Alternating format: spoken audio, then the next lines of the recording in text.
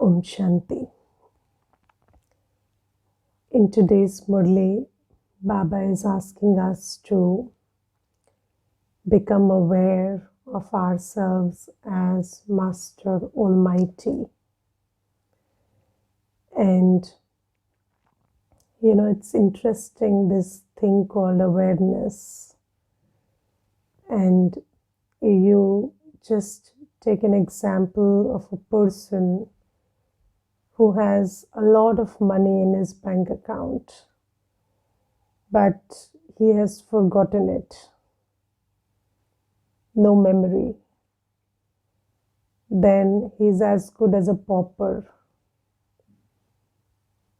So no remembrance means no money. So remembrance is everything.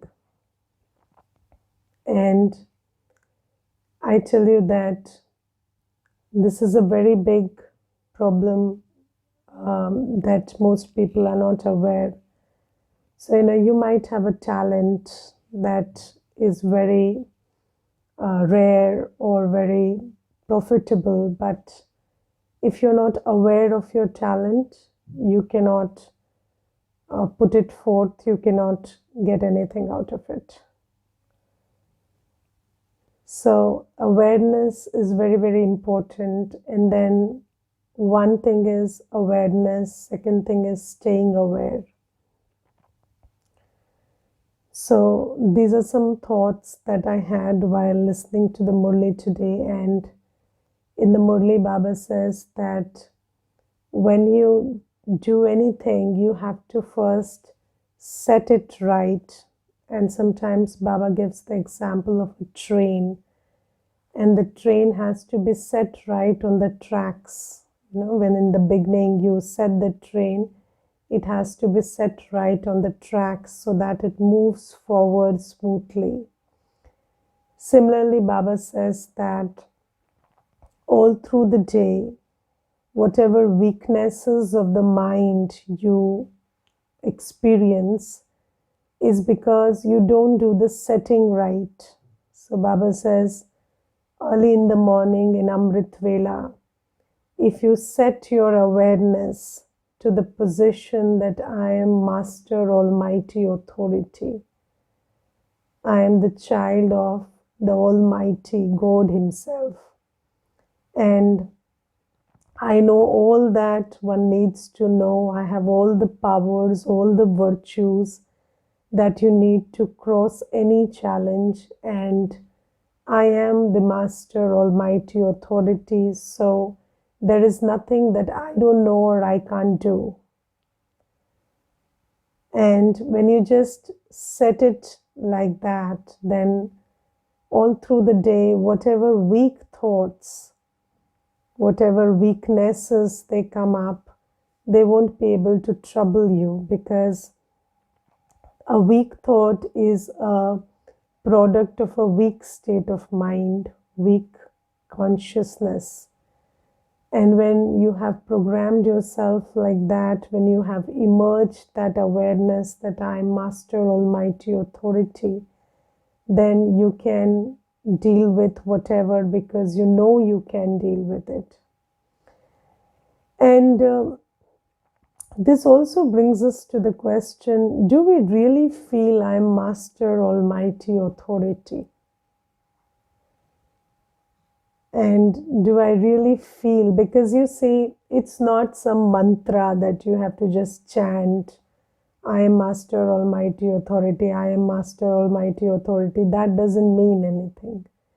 It's not a mantra, it's a realization, it's a consciousness that you really feel I am that one.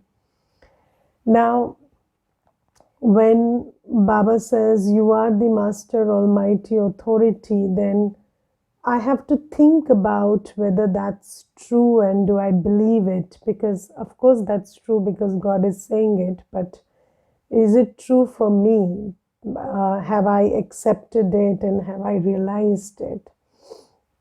Now this brings me to something that Baba spoke in the Sunday Murli. So last Sunday, And there was also a question related to that, so I wanted to take it up also. So last Sunday in the Murli, so I will read out the paragraph. So Baba in the last Sunday Murli says, do you always experience yourselves to be full of all attainments? You never become empty, do you? The Father has given you so many attainments that if you accumulate all those attainments in yourselves, you can never become empty. It isn't even a question of anything for just this birth, for the attainments of this birth will be with you for many births. Since He has given you so many that they will also last you in the future, how can you be empty at this time? If your intellects remain empty, there will be fluctuation. If something is not full, it wobbles. So the sign of being full is that Maya has no margin to come. It is Maya that makes you wobble. So does Maya come or not? Does she enter your thoughts? So Baba asked these questions in the Murli that we read on Sunday, and in this Murli, Baba is asking us whether we feel full of all attainments. And do you feel, how many of you feel that I have everything I need? So, and that's not, so, you also, you feel that when we say I have everything I need, which is enough for me and enough for my role as Vishwa Sevadhari.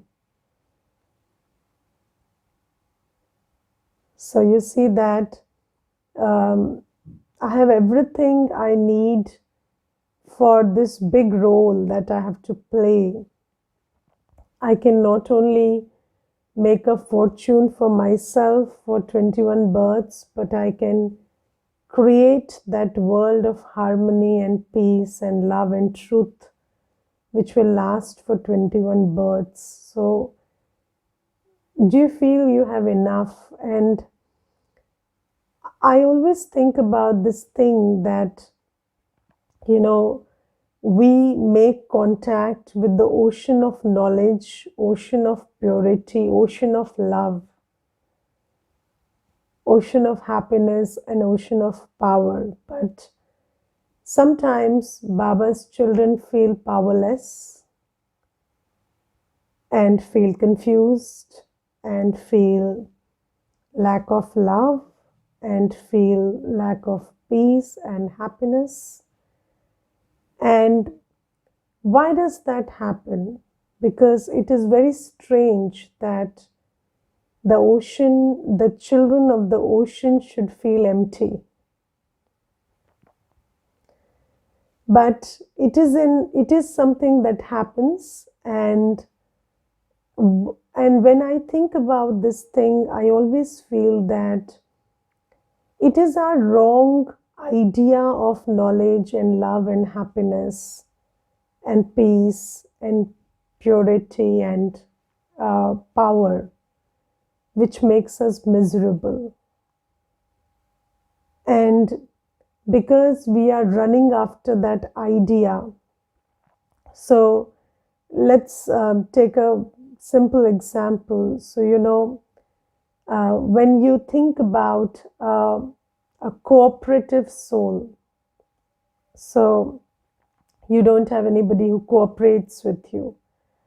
So when you think about a cooperative soul and you think about somebody who is able to read your mind and change themselves according to that, that's not a cooperative soul. That's a magician. And we need a magician. We don't need a cooperative soul. You want somebody to just read your mind and enter your mind and know what you want and what you think and just do it anyway. When you want to speak 5 sentences, they should be ready for 5 sentences. When you just want to wave your hand and let them know, they should be ready for that. That's not a cooperative soul, that's a magician. And you cannot have a magician. What's a cooperative soul? When you communicate properly, clearly, with respect, with clarity, with sweetness, and then that soul is able to do as much as possible. That's a cooperative soul. So most people have cooperative souls, but they are not thankful enough because their idea of a cooperative soul is very bizarre.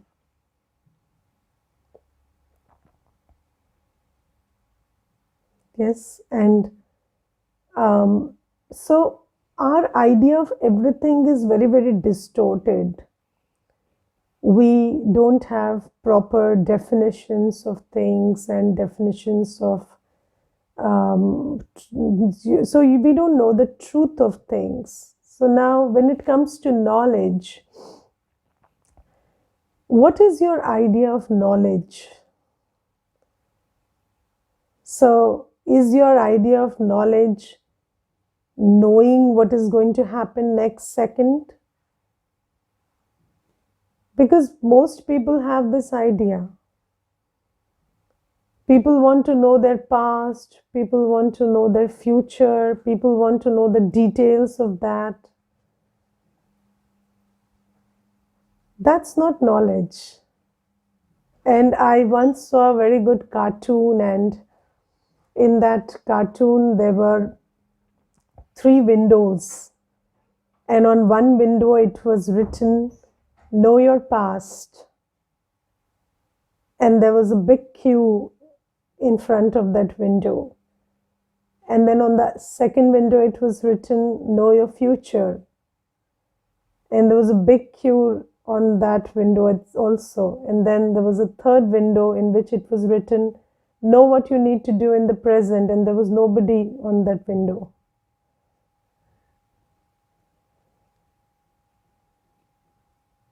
So we don't understand one simple thing, that if you know what you need to do, what you need to do at any point of time, then you don't need to know the past or the future. So Baba says, I'm not going to tell you when destruction is going to happen, but I'm going to tell you how you need to prepare yourself so that when the scene of destruction comes, then you are able to cross it with dignity and stability. And you are a soul, so you don't die anyway.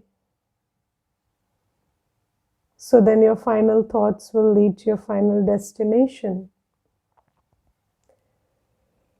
So what is our idea of knowledge? So knowing, so do we want to know other people's sanskars? Or do we want to know who I am? Yes, so all that, we have to think about ourselves, because if your idea of knowledge is distorted, so I have seen many people, so there was this one woman and she came to the center and she said that my daughter-in-law behaves badly with me and we don't share a good relationship, and can you do anything about it? So I said, I can tell you what you need to do, and not to change her, but to change yourself. So she said, okay, I'll get back to you. And she went away. And then she came around 7 or 8 months later. And then she said, I went from one place to another, and there was this past life regression expert, and then they showed me that, they hypnotized me, and then they told me that I and my daughter have a very bad karmic settlement from the past, and she was this one and I was that one, and then we messed up our relationship, and now in this birth she has become my daughter-in-law. And then, so I said, then what? Then she said, but they didn't give any solution. They just said that you know this and accept this. So I said, can't you see that when you are fighting with somebody day in and day out, there is a past karmic settlement? Why do you have to go and spend money to find that out? See, your present is a true reflection of what you did in the past. Your present is not born out of thin air. If you don't have a well-functioning buddhi, if you don't get along with anybody, if there are unfavorable circumstances, you understand there is a karmic burden. That's it. It's simple knowledge. And then when you understand that, that's it. You have to deal with it. And Baba gives you the knowledge and the virtues and the powers you need to deal with it. So Baba says, when you have a difficult relationship, you need a lot of humility, you need a lot of tolerance, you need a lot of spiritual love, you need a lot of good wishes and good feelings, and that's going to settle it. And how do you draw them from Baba? That also Baba teaches you. So there is no other knowledge that you need after this. There is nothing left to know, do you know? There is only everything left to do. And if I am not feeling like my Master Almighty or like full of all attainments, it has got nothing to do with lack of knowledge. It's got everything to do with lack of implementation. And I need to do things in that area. And let's talk about our concept of love. So, what is love? Is love anybody being sweet to you all the time? Yes. Are you looking for somebody who doesn't have any mood swings and who gives you the full permission to have mood swings all day, and they act all sweet and nice to you? Every time you have a mood swings, you can throw things on your face and they take it lying down. That's not love. And let me tell you, if somebody is doing it, the reason is not right.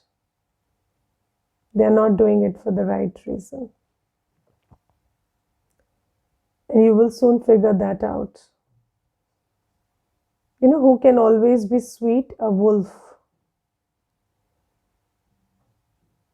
A wolf is always sweet because there is some other intention.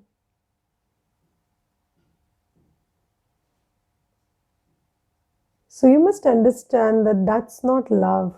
And spiritual love is love that, so, you, the soul, need support, sustenance of a spiritual kind. And Baba is giving all of that, and that's love. Love is not supposed to make you a cripple. Love is supposed to make you powerful. And we have this crippling love these days. No, I can't live without you. Why? It's some kind of drug or what?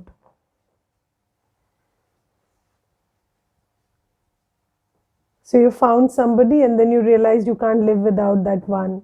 That one has done no good to you then. If you're in that state. So Baba says, when I meet you, I enable you to lead 84 births without me, and 21 of them in complete happiness and joy. That's love. Love is an enabling thing. It's not a crippling act.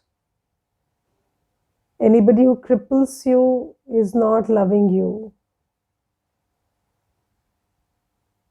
And anybody who stops you from getting powerful, and most people get very insecure when you come to your power. They don't like you making decisions on your own. They don't like you being celibate. They don't like you being happy on your own or peaceful on your own. They become insecure. So that's not love.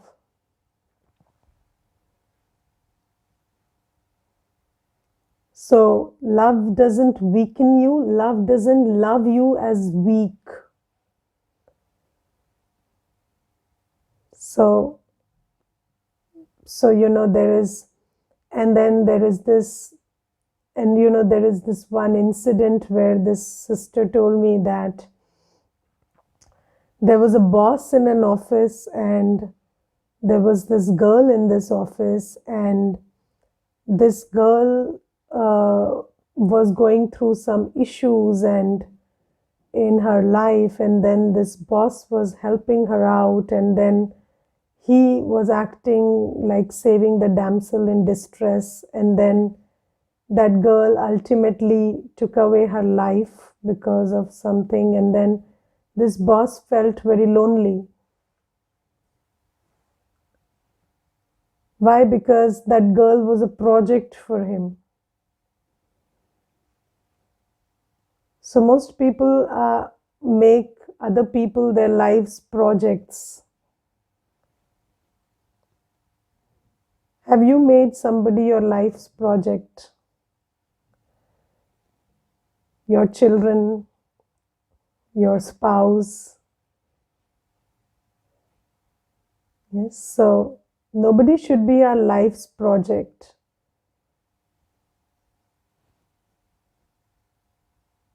So everybody is in and around us. We facilitate their development, but we understand that they have their fortune, they have their journey, and God is there for them, and we do whatever meets the eye. But that doesn't mean that I have to pile on somebody, or I have to make somebody my life's project, and then I have to determine the success or failure of my life according to the success or failure of that project.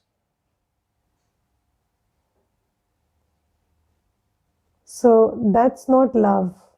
And I'm giving you very extreme examples, but these are the things that we listen to every day, and it becomes sometimes I think about these things, about what they mean and how the human mind has started functioning these days. So our concept of love is very distorted, and we cannot see, we cannot see that somebody is providing a good environment, or somebody is giving us an atmosphere where knowledge and purity can thrive. We keep looking for something that is not even love, and then we are not able to appreciate. So are you able to appreciate the love of Baba? Yes. Baba's love gives you strength, and it's making you pure, and it's encouraging you to be on your own, and it's freeing you from the clutches of vices, and that's love. Even if you don't like doing that, because Maya is so heavily working its way into our minds that sometimes we don't realize it, but that's love. And Baba says, you have the ocean of love. Who would love you truly and more than me? So there is no true love, there is no more love than Baba's love. And every day he visits you. Every day he checks on you. Yes, but do you love him back the same way? Yes. Do you surrender to his teachings, and do you surrender to his dincharya? Do you surrender to whatever he tells you to do with your time and your thoughts? Because that's an act of love.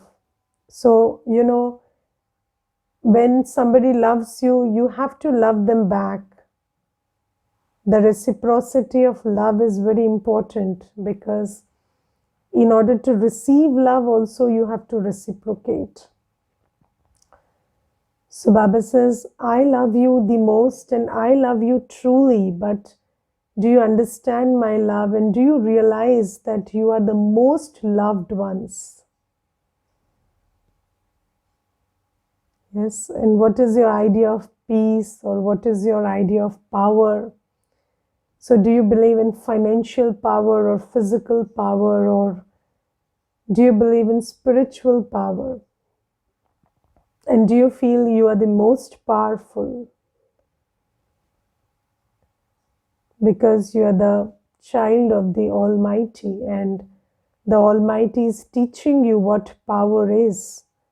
So there are 8 powers that Baba gives us.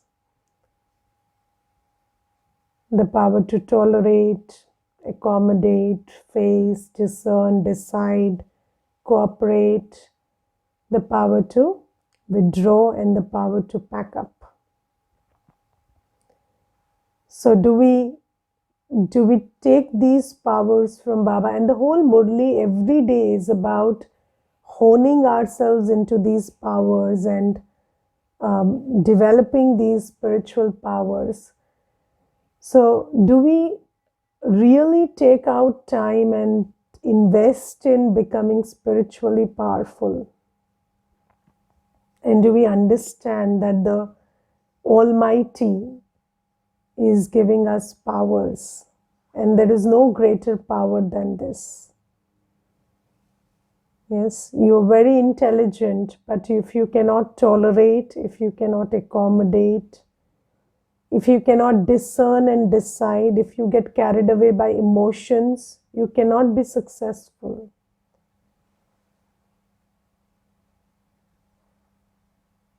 Yes, if you cannot win over your vices, you will end up messing up in the wrong place. So Baba gives us the power that there is, and there is no other power than what Baba gives us. And Baba tells us that happiness doesn't come from sensual pleasure like we discussed yesterday. Happiness comes from knowing the truth. And the truth is very happy in nature. Knowing who you are, knowing your journey as a soul, knowing your future as a deity, knowing whose child you are, that's what gives you happiness. Realizing your virtues and your powers is what's going to make you happy. That's why Baba says that always keep churning the points of knowledge, and that will give you happiness. And then there is another secret to happiness. Good karma makes you happy. So you have resources, you have body, mind, and wealth. And when you use it for good karma, they make you happy. And if you are running after the wrong idea of happiness and not using the truth about happiness that Baba gives you, then how can you be happy? And I think that Baba's children should always, glow with happiness, and they should be ever happy. Because we have such wealth and such, opportunity to do good karma. So we have the thoughts that we need to think, we have the seva that we need to do with the body, and we know where to use our wealth and create good karma. So we should be bubbling with happiness all the time. But if it is not so, it's because we are not taking the truth about happiness that Baba is giving us and putting it into practice or action. And what's your idea of peace?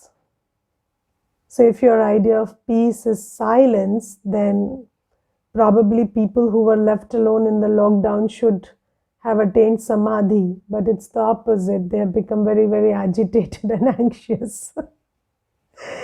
So peace is not external silence. Peace is knowing who you are, knowing that you are a soul and you're the master of your mind, and your mind will only think what you ask it to think or allow it to think. And if you can position yourself like that, then you can be peaceful in any situation, come whatsoever.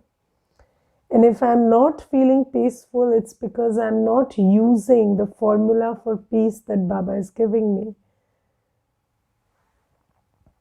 So we need to check what is it that I'm not applying. And Baba says that you are the Master Almighty Authority. You are the one full of all attainments. But if I don't feel like that, if I don't feel like the most fortunate soul on earth, then I really need to ask myself, why am I not using whatever Baba is giving me? And the child of the ocean cannot be empty. And I am the child of the ocean, and Baba is giving me everything that ends up in me feeling like I am full of all attainments. But if I'm not, I need to check. And then, Baba says that Maya enters wherever there is emptiness. And then you have a false idea of happiness, and you have a false idea of love, and you have a false idea of peace.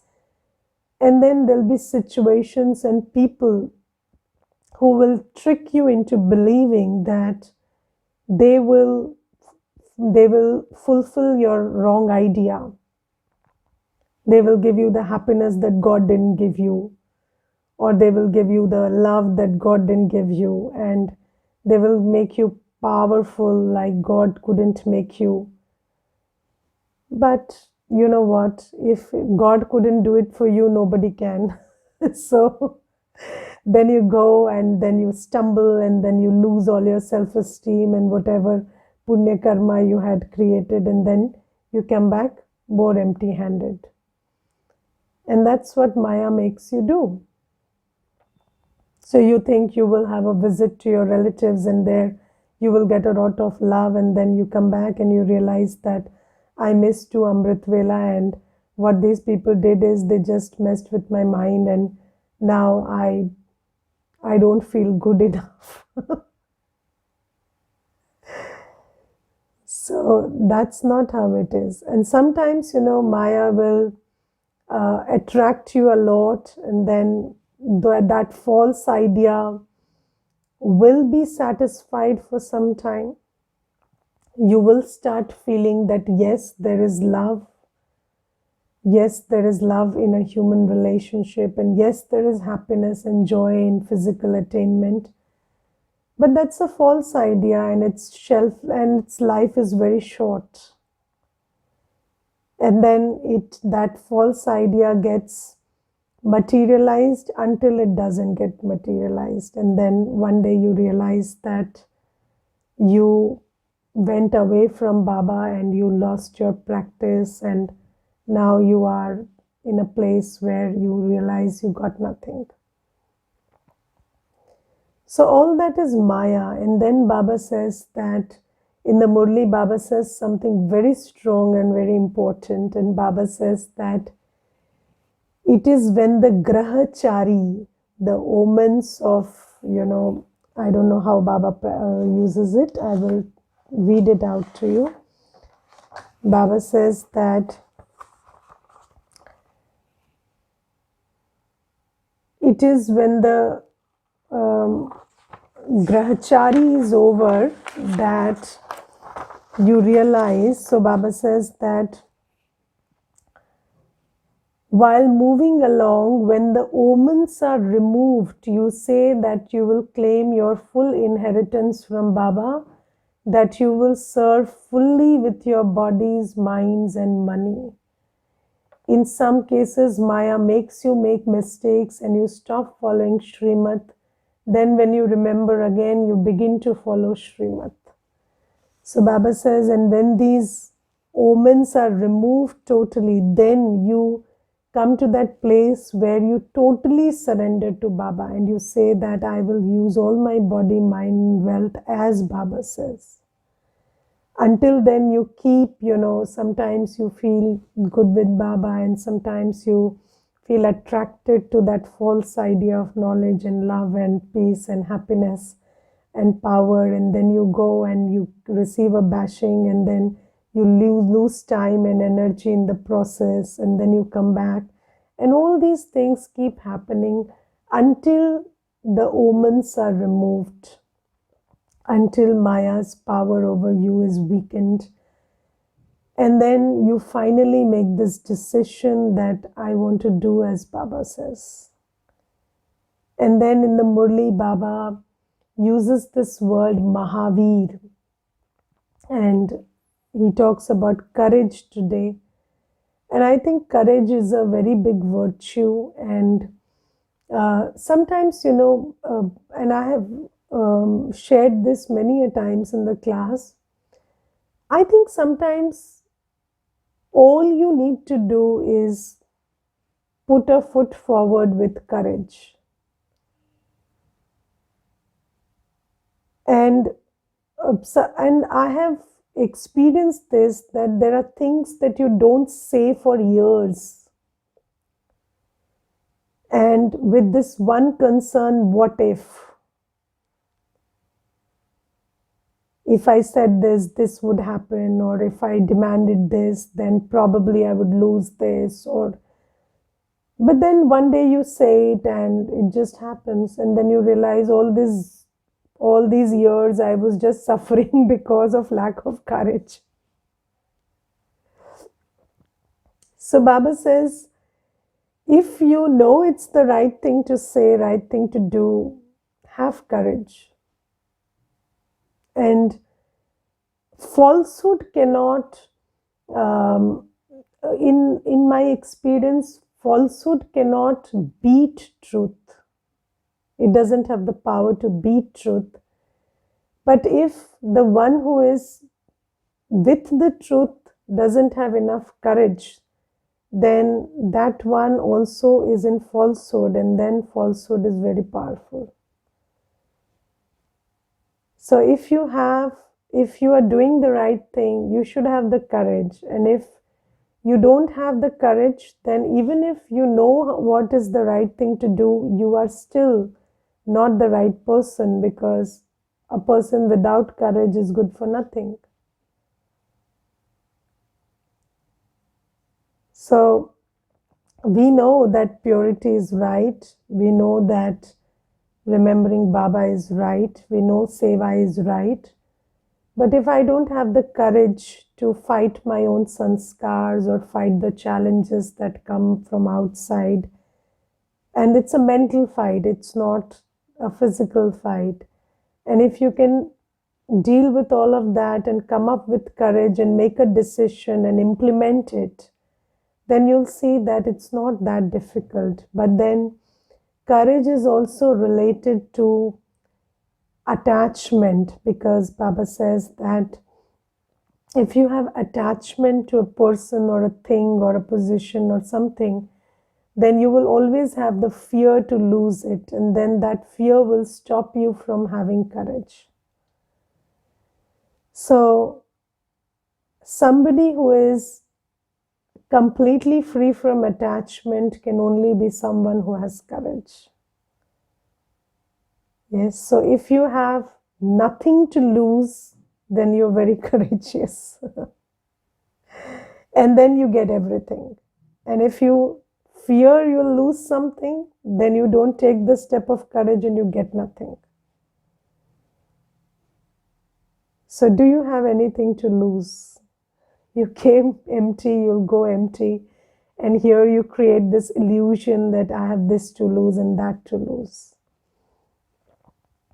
Okay, but so all this is, we have to discern. Again, you don't have to jump off from a building in an act of courage.